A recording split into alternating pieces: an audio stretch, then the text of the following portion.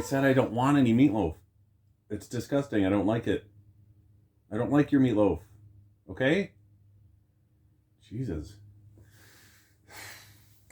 Oh, hi.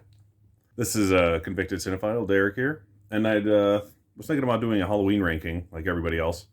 But I'm going to postpone that slightly because I didn't get the 4K ones, so there's not as much urgency.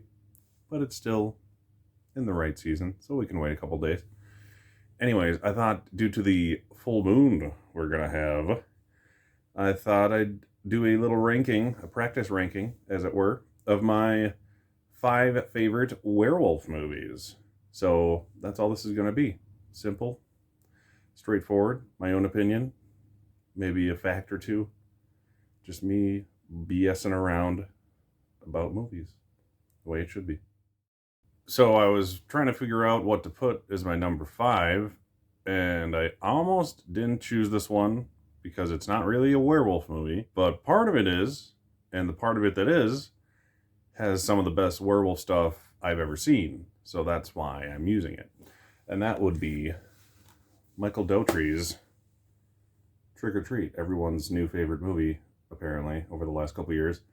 But this is the one example, to my knowledge, that I can think of where the werewolf transformation affects the person who rips their skin, revealing the werewolf, and it actually looks awesome and not super fake because it's all practical, or at least as much as possible, and it makes the movie like 10 times better. I finally rewatched this film like a month ago, only for the second time since it was released back in 2009, and I liked it a lot more than I did back then, and it's one of the best Halloween movies in existence. Probably even more Halloween-y than Halloween itself. So that is my number 5, and I recommend you get the Scream Factory one because it is awesome.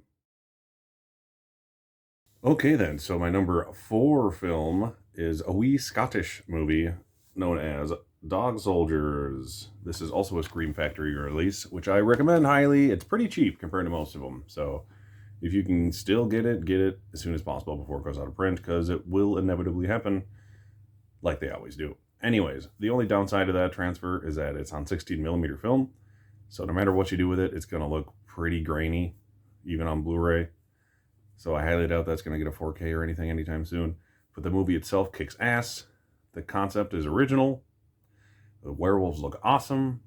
It has a great sense of humor. It has funny gore.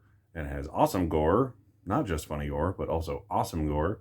And the werewolf suits are some of the coolest I've ever seen, especially since this came out in the early 2000s. You think it would be all CG, garbage werewolves like there always is, but no, this is all practical suits, and they look amazing. They're like 8 feet tall werewolf suits.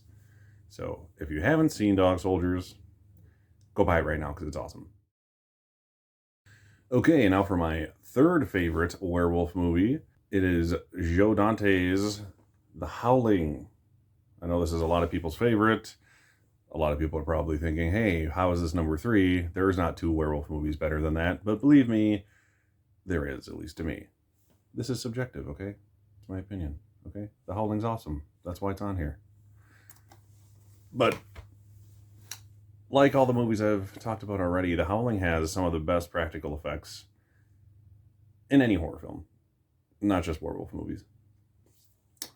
Rob Bottin's makeup effects are second to one, in my opinion, as far as werewolf transformation scenes go, with the bladders and the contacts and the extending jaws and all that fun stuff that we come to love and miss about practical effects in horror movies lately. It's a cool old-fashioned horror story, werewolf lore story, that even references werewolf films in itself, which is what makes it kind of funny and a little more interesting. So it has a lot of tropes, but it also makes fun of them at the same time, which makes it more entertaining than the average werewolf movie.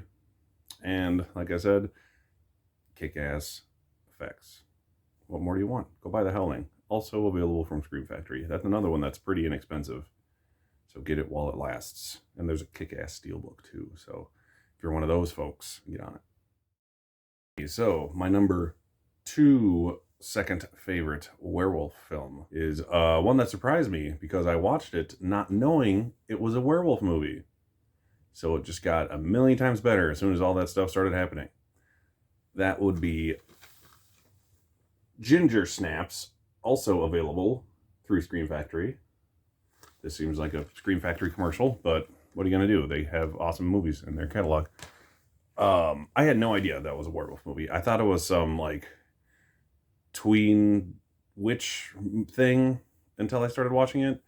And as soon as all the werewolf stuff started popping up, I was like, oh my god, this is awesome. This is another example of fantastic transformation. Very slow, gradual transformation. And it's not just werewolves for werewolf's sake in this movie. It's about female sexuality and puberty and becoming a woman, becoming a werewolf, you know, symbolism. So that's what makes this movie just a little bit better than the average werewolf story, because it has subtext, I guess, but it's, you know, very obvious subtext, but interesting subtext nonetheless. And one of the cooler things about it, at the end, after the full transformation finally happens, we get a hairless werewolf, which is just very strange, and it looks super awesome, especially for the low budget and the fact that it's something that's never really been done before. I haven't seen the sequels. I know there's 3, but the original Ginger Snaps is a surprisingly well-made, interesting horror movie, and I can't recommend it anymore. My number 1, I think it'll surprise a lot of people. It's actually Tony Zarindast's 1995 film, Werewolf. It was a direct-to-video film, but it has some of the best special effects I've ever seen in any horror film of all time, not just werewolf films, and it stars the great Joe Estevez. And I'm fucking with you. Of course, it's American Werewolf in London. Come on. How is it not? Like, if it wasn't on the list by now, it's number 1. Plus, this Arrow release is just, like, beyond gorgeous. It was the one that got me hooked into the Arrow films. Yeah, and that's just Blu-ray. It's not even 4K, so, you know, get working on that. But, come on, how do you not pick that as your favorite? I mean, I get it if you prefer The Howling over this. There's a lot of people who do.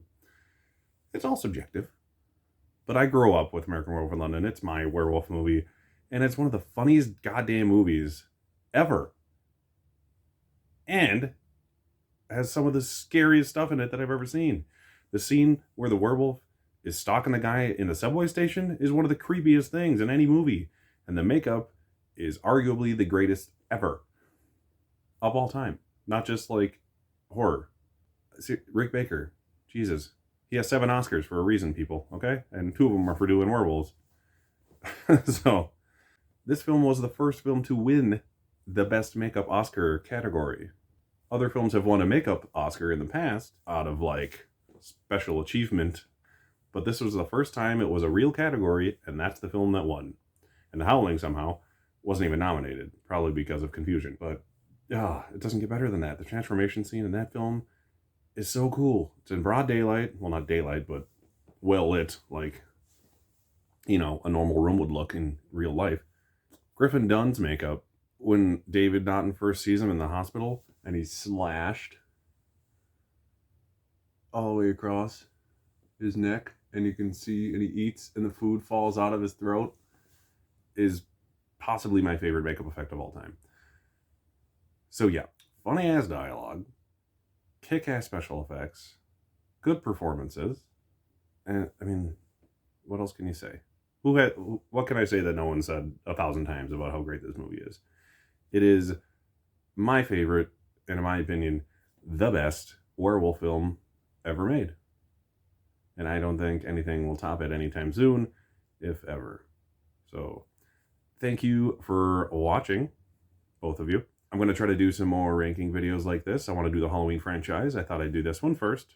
I hope to see you back. I think I'm just going to lay back and read a book or something. So, sounds good. Thanks for watching. Oh, Jesus.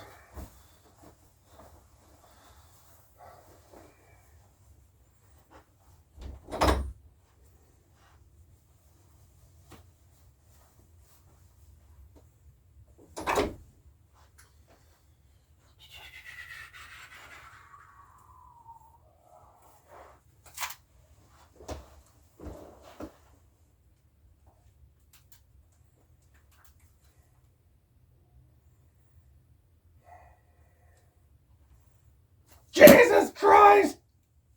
Burn it up!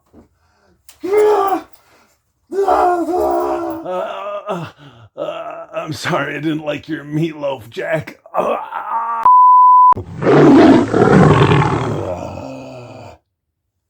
This is absolutely fascinating.